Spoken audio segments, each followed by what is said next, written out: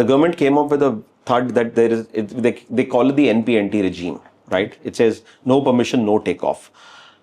So suddenly, right, where this technology was looking very exciting for others to get in, the government came out with regulation because people did not understand globally and especially in India as well as to how do you go and tackle this technology, because you just can't let it go and you can't let anybody and anyone go and fly these drones. It can be a big security hazard. So I think the government rightly at that point in time did that NPNT, and then they started to toy, okay, now that I have NPNT, who gives permissions? So then the systems and those regulations started to kind of proliferate.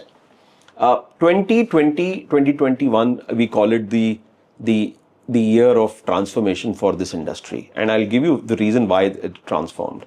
There are 3-4 events which took place. So you rightly brought about the Armenia-Azerbaijan conflict, and not many people realize it. If you look at 50 years of warfare, right, I'm going from 71 to 2020, right? If you look at 50 years of warfare, there has not been a single decisive battle.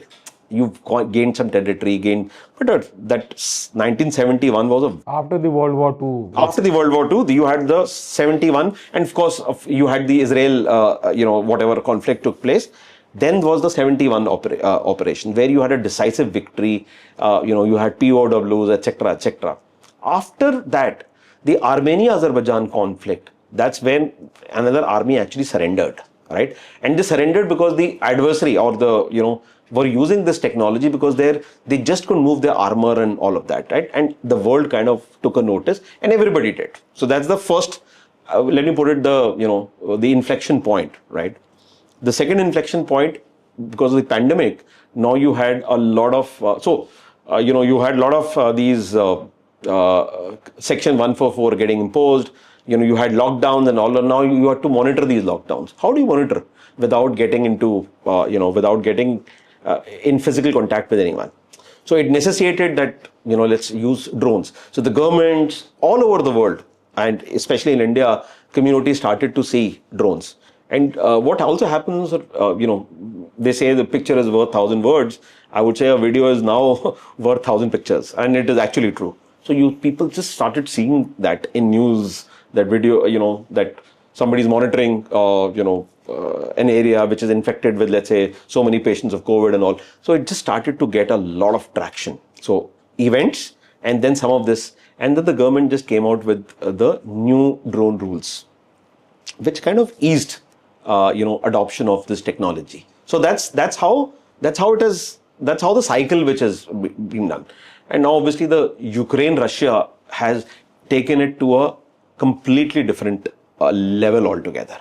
But while it has taken it to the different level, I mean, our only hope is that we draw the right lessons from it, right? And and probably one of the biggest lessons which we feel of this war is that as a nation we have to develop both capability and capacity, right? If you lack with either, this technology is so destructive, and it can you will have within no time all your traditional war fighting can come to a standstill, as we've seen in Armenia-Azerbaijan. We've seen somebody using one tactic in, let's say, in the Russian-Ukraine. Or even a terrorist organization like the Houthis using it against Aramco and Saudi Arabia.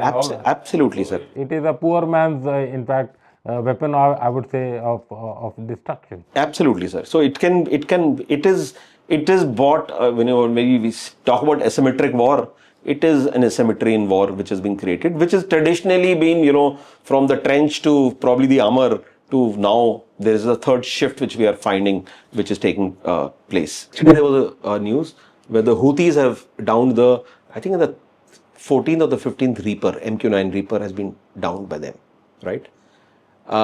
In the US, Ukraine, not US, the Russian-Ukraine war, these large birds, right, were the first one to, were the first one to get out of the equation. When I say large, this really large MQ-9, $100 million kind of birds, right?